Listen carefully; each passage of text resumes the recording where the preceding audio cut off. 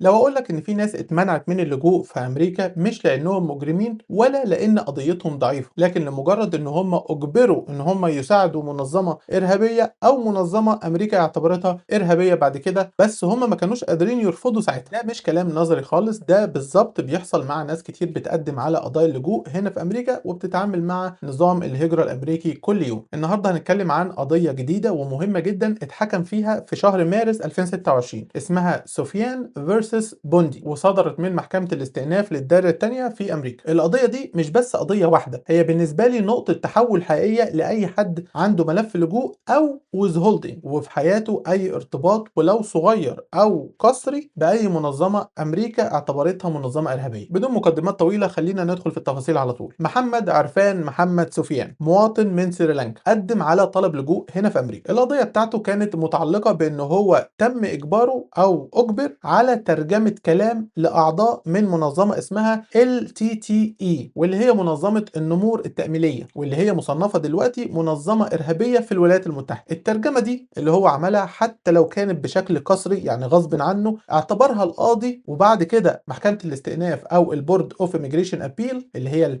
PIA إن هي دعم مادي لمنظمة إرهابية، ومن ساعتها رفضوا طلب اللجوء بتاعه وطلب الحماية من الترحيل. لحد هنا ممكن تقول ده طبيعي، هو اللي اشترك مع منظمة إرهابية، بس اللي مش طبيعي هو اللي جاي كمان شوية. في قانون الهجرة الأمريكي في حاجة اسمها Material Support Bar أو حاجب الدعم المادي، ترجمتها يعني الحاجب ده أو البار ده واسع جدا لدرجة إن هو بياخد حتى الناس اللي تم إجبارهم على المساعدة الغير مشروعة دي، فما فيش استثناء للإكراه في النص القانوني الأصلي. يعني لو حد تم إجباره إن هو يعمل حاجة لمنظمة إرهابية وإلا هيتقتل، القانون ده بيتعامل معاك تقريبا بنفس التعامل مع اي حد ان هو يختار ان هو يساعدهم من نفسه. بس وفي نفس الوقت الكونجرس الامريكي ذكي وعارف ان القانون ده ممكن يبقى قاسي جدا على ناس بريئة فعلا، فعشان كده عمل حاجة تانية موازية ليه، وهي ان وزارة الامن الداخلي او ال DHS الديبارتمنت اوف هوملاند سيكيورتي، وتحديدا الوكالة التابعة ليها ال USCIS او ادارة الهجرة، عندها صلاحية ان هي تعفي بعض الناس من البار ده او من الحاجب ده، وده بقى اللي احنا بنسميه في القانون الويفر او الاكزيمشن. بس هنا بيجي سؤال مهم قوي، ازاي اليو اس اي اس هتبدا ان هي تنظر في طلب الاعفاء ده؟ الاجابه هي انهم محتاجين الاول يكون في حكم من البي اي اي او البورد اوف ايميجريشن ابيل او قاضي الهجره بيقول ان الشخص ده كان مؤهل للجوء او الحمايه لو مفيش حاجب دعم مادي ده. يعني محتاجين حكم بيقول لو ما كانش عنده المشكله دي كان ممكن ياخد اللجوء، وده برضه في القانون بيسمى بحاجه اسمها but for determination. المشكله اللي حصلت في قضيه هذا الشخص اللي اسمه سفيان هي ان البي اي اي اللي هي الاستئناف بتاع الهجره لما لقى البار ده قرر ان هو مش محتاج يكمل وينظر في باقي تفاصيل القضيه، قال انه طالما الحاجب ده موجود او البار ده موجود يبقى كده الموضوع خلص. وهنا المصيبه، لانك لما انت بتعمل كده بتقطع الطريق على الشخص ده عشان يطلب الاعفاء من اداره الهجره او اليو سي اي اس، لان اداره الهجره محتاج الاول ان هو يشوف الحكم من محكمه استئناف الهجره بيقول فيه ان هذا الشخص كان مؤهل للحصول على اللجوء لو ما فيش هذا البار او هذا الحاجب يعني. فمن غير الحكم ده اليو اس سي اي اس مش تقدر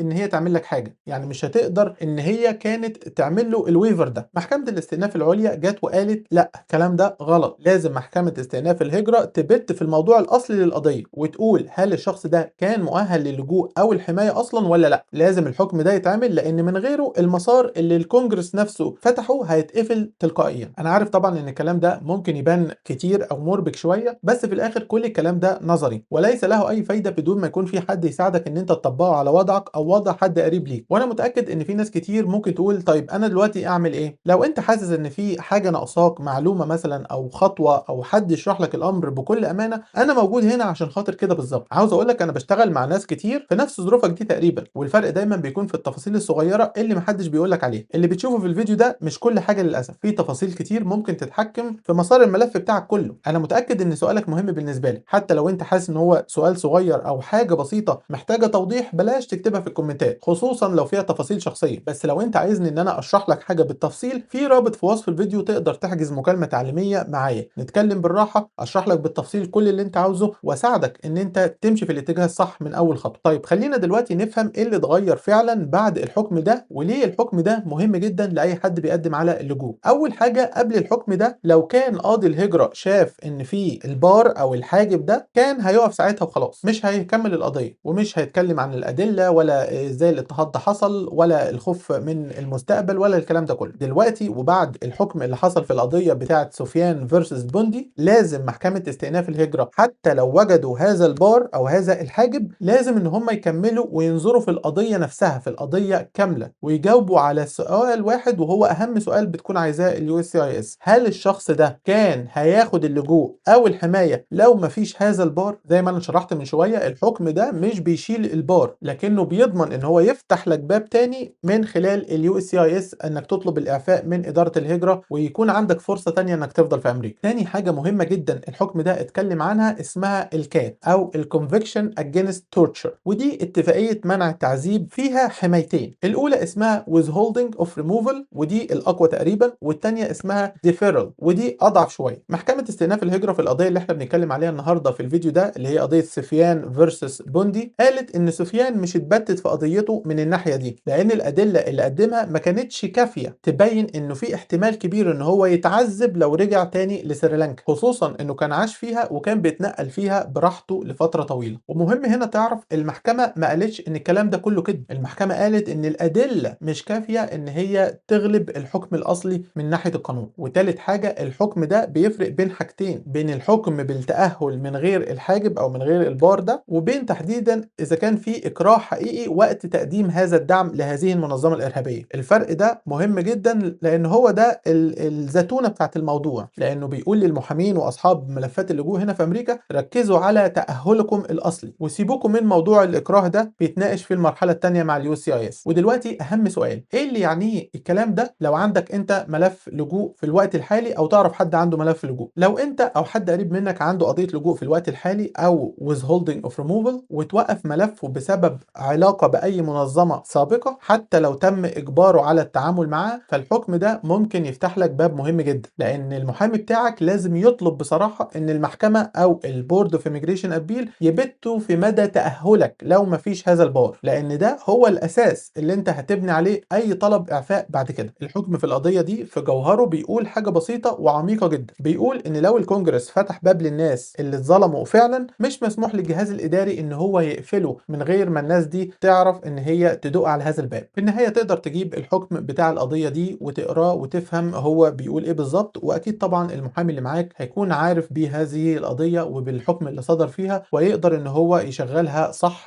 للملف بتاعك. وأخيرا وليس آخرا، أنا عندي فيديوهات كتير هنا في القناة عن كل حاجة تقريبا تخص السفر والهجرة والمعيشة في أمريكا. الفيديو ده هو اللي اليوتيوب مختاره ليك دلوقتي، ممكن يكون هو الفيديو المهم بالنسبة لك في الفترة اللي جاية. آسف جدا على الإطالة، وآسف كمان لو كانت المعلومات اللي في الفيديو ده تقيلة مثلا على أي حد بيسمعه، بس أشكرك جدا على متابعتك وأتمنى لك بجد كل التوفيق.